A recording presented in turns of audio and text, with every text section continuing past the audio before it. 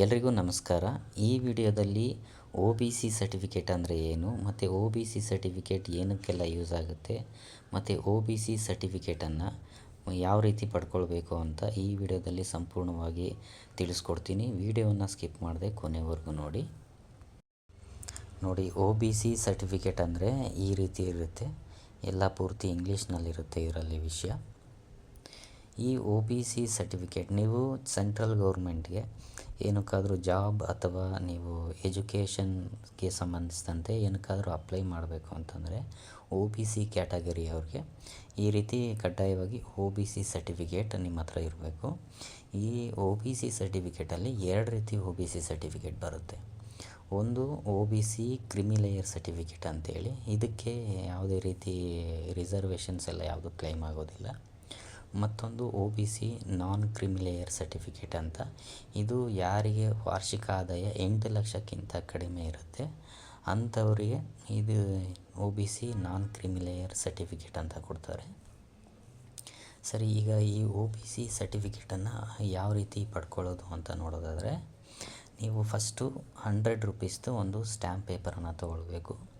ಆ ಸ್ಟ್ಯಾಂಪ್ ಪೇಪರನ್ನು ತೊಗೊಂಡು ಈ ತಾಲೂಕು ಆಫೀಸಲ್ಲೇ ಹೊರಗಡೆ ಕೂತಿರ್ತಾರೆ ಟೈಪಿಸ್ಟ್ಗಳು, ಅವ್ರ ಹತ್ರ ಕೊಟ್ಬಿಟ್ಟು ನಿಮಗೆ ಯಾವ ಪರ್ಪಸ್ಗೋಸ್ಕರ ನಿಮಗೆ ಈ ಒ ಬಿ ಸಿ ಸರ್ಟಿಫಿಕೇಟ್ ಬೇಕಾಗಿದೆ ಅನ್ನೋದನ್ನು ಅವ್ರಿಗೆ ಹೇಳಿದ್ರೆ ಅವರು ಅದಕ್ಕೆ ತಕ್ಕಂತೆ ವಿಷಯಗಳನ್ನ ಟೈಪ್ ಮಾಡಿ ಆ ಸ್ಟ್ಯಾಂಪ್ ಪೇಪರನ್ನು ಅಟೆಸ್ಟೆಡ್ ಮಾಡಿಸಿ ನಿಮ್ಮ ಹತ್ರ ಕೊಡ್ತಾರೆ. ಈ ಅಟೆಸ್ಟೆಡ್ ಮಾಡಿಸಿದಂಥ ಒರಿಜಿನಲ್ ಸ್ಟ್ಯಾಂಪ್ ಪೇಪರ್ ಜೊತೆಗೆ ನೀವು ನಾನು ಈಗ ಹೇಳೋ ಅಂಥ ಎಲ್ಲ ಜೆರಾಕ್ಸ್ ಕಾಪಿಗಳನ್ನು ಅದ್ರ ಜೊತೆಗೆ ಹಾಕಬೇಕು. ಒಂದು ಆಧಾರ್ ಕಾರ್ಡ್, ನಿಮ್ಮದು ಒಂದು ಆಧಾರ್ ಕಾರ್ಡ್ ಜೆರಾಕ್ಸ್ ಹಾಕಿ, ಮತ್ತು ರೇಷನ್ ಕಾರ್ಡ್ ಜೆರಾಕ್ಸ್ ಹಾಕಿ, ಮತ್ತೊಂದು ವೋಟರ್ ಐ ಡಿ ಜೆರಾಕ್ಸ್ ಹಾಕಿ. ಇದರ ಜೊತೆ ನಿಮ್ಮ ಕ್ಯಾಸ್ಟನ್ನು ತೋರಿಸುವಂಥ ಯಾವುದಾದ್ರೂ ಒಂದು government document, school T C ಆಗಿರ್ಬೋದು ಅಥವಾ ಶಾಲಾ ದಾಖಲಾತಿ, ಇದು ಎರಡರಲ್ಲಿ ಯಾವುದಾದ್ರೂ ಒಂದು ಕಾಪಿ ಜೆರಾಕ್ಸನ್ನು ಹಾಕಿ ಇಷ್ಟನ್ನು ತಗೊಂಡು ನೀವು ತಾಲೂಕು ಆಫೀಸಲ್ಲಿ ನೀವು ಎಲ್ಲಿ ನಾರ್ಮಲಾಗಿ ಕ್ಯಾಸ್ಟ್ ಆ್ಯಂಡ್ ಇನ್ಕಮಿಗೆ ಅಪ್ಲೈ ಮಾಡ್ತೀರಿ ಅಲ್ಲಿ ಇದನ್ನು ತೊಗೊಂಡೋಗಿ ಕೊಡಬೇಕು. ಇದಕ್ಕೆ ಫೀಸ್ ಬಂದು 40 ರೂಪಾಯಿ ಇರುತ್ತೆ.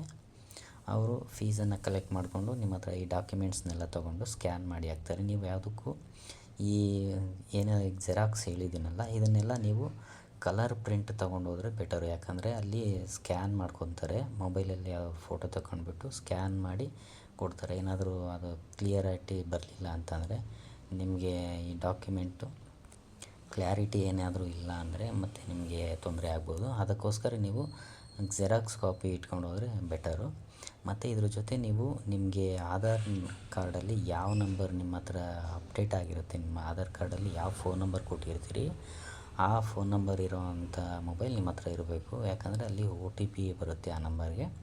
ಆ ಒ ಟಿ ಪಿಯನ್ನು ಅಲ್ಲಿ ಎಂಟ್ರಿ ಮಾಡ್ಕೊತಾರೆ.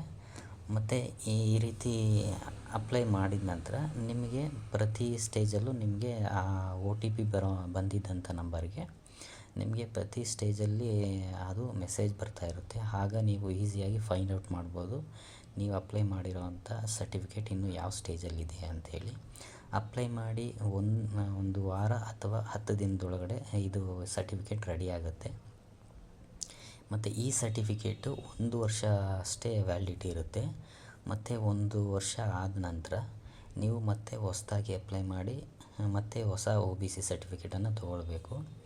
ಈ ಕ್ಯಾಸ್ಟ್ ಸರ್ಟಿಫಿಕೇಟ್ ಥರ ಜೀವಿತಾವಧಿವರೆಗೂ ವ್ಯಾಲಿಡಿಟಿ ಇರೋದಿಲ್ಲ. ಇದು 1 ವರ್ಷದ ನಂತರ ಮತ್ತೆ ನೀವು ಹೊಸದಾಗಿನೇ ತೊಗೊಳ್ಬೇಕು. ಮತ್ತು ಇದನ್ನು ಅಪ್ಲೈ ಮಾಡಿದ ನಂತರ ನಿಮ್ಮ ಕ್ಯಾಸ್ಟ್ ಸರ್ಟಿಫಿಕೇಟ್ ಈ ಒ ಬಿ ಸಿ ಸರ್ಟಿಫಿಕೇಟ್ ರೆಡಿ ಆದ ನಂತರ ನಿಮಗೆ ಮೆಸೇಜ್ ಬರುತ್ತೆ. ಆ ಮೆಸೇಜ್ ಬಂದ ನಂತರ ನೀವು ಅಲ್ಲಿ ತಾಲೂಕು ಆಫೀಸಲ್ಲೇ ಹೋಗಿ ಸಹ ಇದನ್ನು ತೊಗೊಳ್ಬೋದು ಜೆರಾಕ್ಸ್. ಇಲ್ಲಾಂತಂದರೆ ನೀವು ನಿಮ್ಮ ಮೊಬೈಲ್ನಲ್ಲೇ ಕೂತ್ಕೊಂಡು ನೀವು ಆ ಸರ್ಟಿಫಿಕೇಟನ್ನು ಡೌನ್ಲೋಡ್ ಮಾಡ್ಕೊಳ್ಬೋದು. ಅದರ ಬಗ್ಗೆ ಏನಾದರೂ ಮಾಹಿತಿ ಬೇಕು ಅಂತ ಇದ್ದರೆ ಕಮೆಂಟ್ ಬಾಕ್ಸಲ್ಲಿ ತಿಳಿಸಿ, ಅದರ ಸಲುವಾಗಿ ಒಂದು ವಿಡಿಯೋ ಮಾಡಾಕ್ತೀನಿ. ವಿಡಿಯೋ ಇಷ್ಟ ಆಗಿದ್ದರೆ ವಿಡಿಯೋಗೊಂದು ಲೈಕ್ ಮಾಡಿ, ಮರೀದೇ ಚಾನಲ್ಗೆ ಸಬ್ಸ್ಕ್ರೈಬ್ ಆಗಿ. ನಮಸ್ಕಾರ.